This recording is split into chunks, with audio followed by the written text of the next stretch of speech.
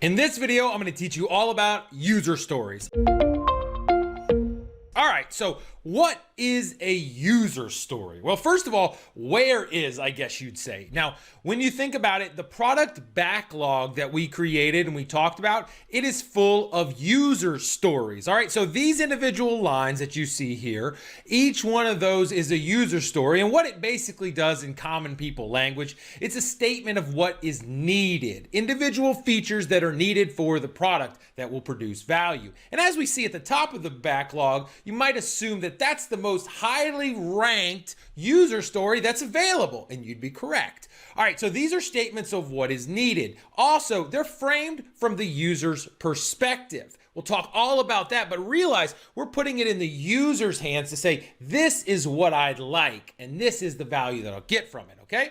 And what it does, these things up there, the user stories, they are written, they're conceptualized in order to drive understanding and discussion about what the user wants and what we have to do to get there, all right? So there is a follow-on to these user stories that adds depth and understanding, and that's part of the genius of them, okay?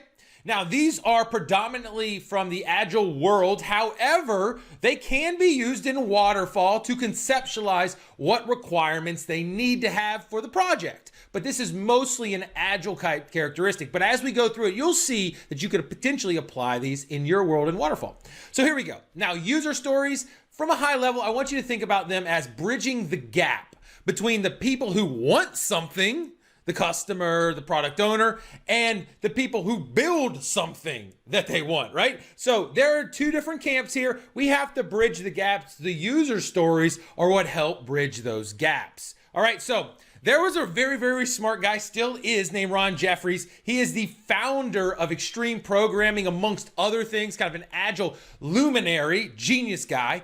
And he came up with user story 3 C's, the 3 C's of user stories. These are really awesome. All right, so the first thing is, we're gonna go through them, 3 C's, the card.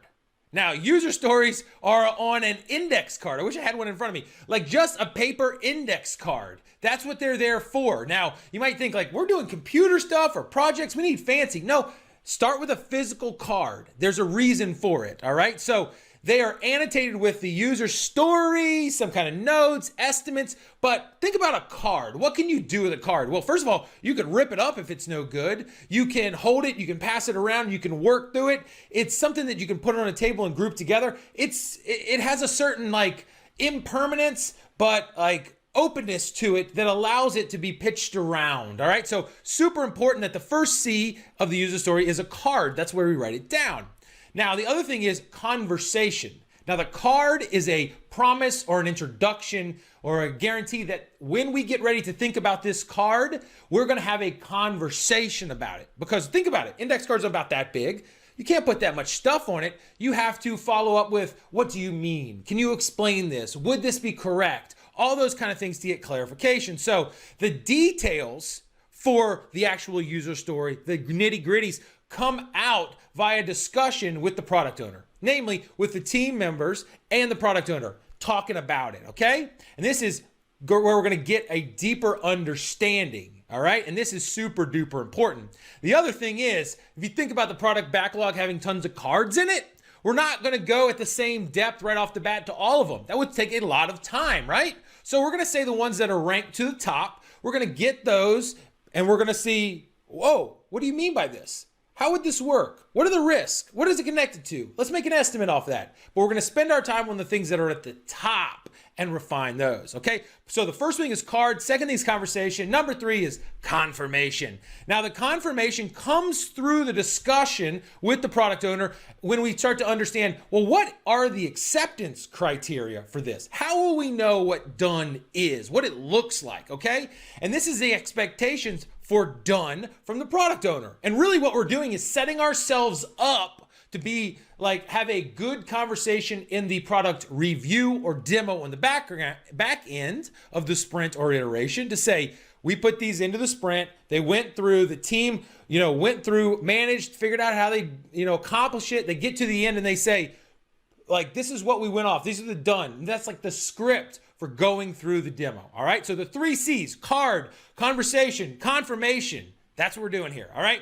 So what is the structure of the actual user story? Let me ask. All right, so let's pretend it's COVID time, unfortunately. And imagine we work for a big doctor's office or something like that, and we had a new program, a new project that we were gonna put out there. It's basically that we wanna say, we are COVID aligned. We are gonna minimize your impact of COVID. We have everything streamlined. It's our whole COVID safety program. We can still see the doctor, all those things, right? That sounds great. That'd be a great way to serve the customers and drum up some extra business to say, this doctor really cares about me. Not bad. So that's the thing that we're working on right now. Imagine that you're the product owner, okay?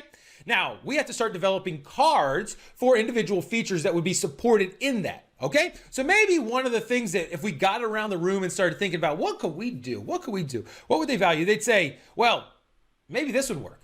Like as a patient, thinking about them, I would want to be notified remotely when my doctor's ready to see me so that I can lower my COVID risk by spending less time in the office. Basically, I just sit in the car. Hey, you ready? Ding, let's go in. And be like, oh, that's pretty cool. Like, that seems like a good feature to have. Cool. And then the other one somebody else might say, as a patient, I want to be able to update my insurance info online so that I'm not held up in the office filling out paperwork, using this pin that somebody else touched, all this stuff. So those could be two, and you could be like, oh, wow, these are really awesome. Keep them coming, y'all. Keep them coming. And we say like, oh, as the doctor, I'd like to be able to do this. Or as the administrator, I'd like to be able to do this. Or as the patient, I'd like to be able to do this.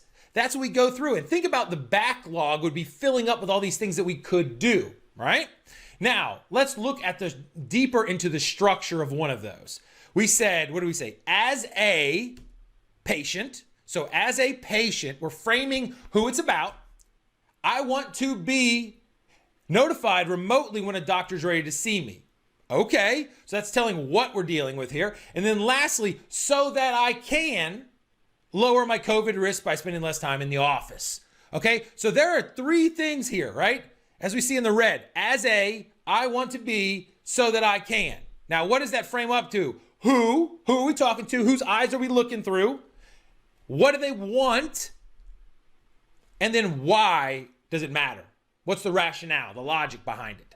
So those three things break up the user story, and there are a step-by-step way to frame up how we conceptualize our requirements in a sense, okay? And they're an arrow toward requirements, all right? So let's follow the structure down more detailedly. As a insert user, as a doctor, as a patient, as an admin, as the tech person in the office, as whatever, I want to be able to, I need to, I should be able to, whatever, and then provide value, whatever the functionality that you want in there. Then lastly, so that I can and have a reason behind it. Now, this is often optional, this last thing, but it's not bad to come through and say, so that I can, give it a little reference to it. Now, into the discussions later between product owner and team, we're gonna ask all these like, what do you mean, et cetera, et cetera. We're gonna flush it out, but right now, let's get it on there, boom, move to the next card. Start filling up that backlog. So let's think about how we went about and got it in our little fantasy conversation. How do we build the product backlog and start putting those cards out there? Well, first thing we did is we had the entire team in there. We'd have the couple doctors, we'd have the admin people, the tech people, maybe have a customer or two, who knows, or a representative or something from the customer. And we'd say, all right, what do we think? Let's get the ideas going. Nothing's wrong. Let's just throw them on the board. Let's write these cards, right?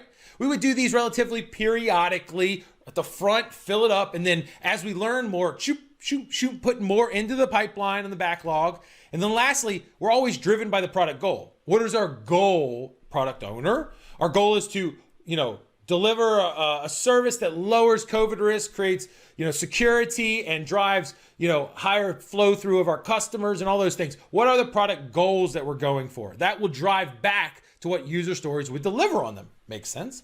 Now, we want to write as many stories as possible. Keep them going, not for the sake of more, but let's just get the ideas out. Because we're not worried about the ideas filling up the backlog like, oh no, we wrote it down, we got to do it. No, we're going to rank them, right? So that we get the big ones, we'll further refine them, we'll talk about it later, and we'll work them through, okay? That's what we're trying to do. So we're not scared that the cards are there. We can just put a rubber band around them and say, we'll get to it. But right now, the top stuff is the top stuff. Now let's talk about the level of detail that we want on the card. Now, at the beginning, when we're out there putting cards out there, writing them down, should we go forward and just take each card and break it down in granular depth, all the details behind it, acceptance criteria, all the specifications, all the drawings, anything that we could put behind it. Should we do that with all the cards? They're there on the product backlog. What do you think? Well, in reality, when they start off, we don't do that. They are brief and focused. We're going to follow the actual technique and the layout that we have here. And we're going to put a high-level brief and focused description of what we want as far as the feature goes in value terms. Now, when do we go details? We get details with follow-on questions, all right? And we only do that when needed, right? And when do we need it? When those cards bubble up to the top of the product backlog. So that's when it's judicious to spend our time and our team's time to go through that, ask the questions, refine them down, get them to a point where they have good understanding, we've been estimating them, and we're ready to work them. We can actually work them.